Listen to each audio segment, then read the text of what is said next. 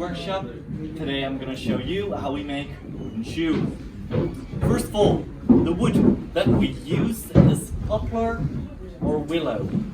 In this case we use a fresh cut piece of poplar wood. You can see it's fresh cut because it cuts really easy, just like cheese. For the outside shape of the wooden shoe we use large knives like this. And for the inside we use several sizes of so-called spoon scoops to hollow them out.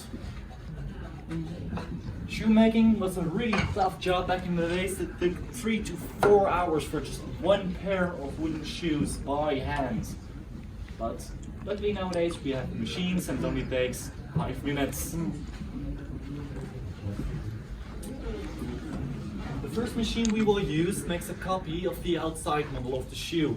It's the same system as duplicating keys.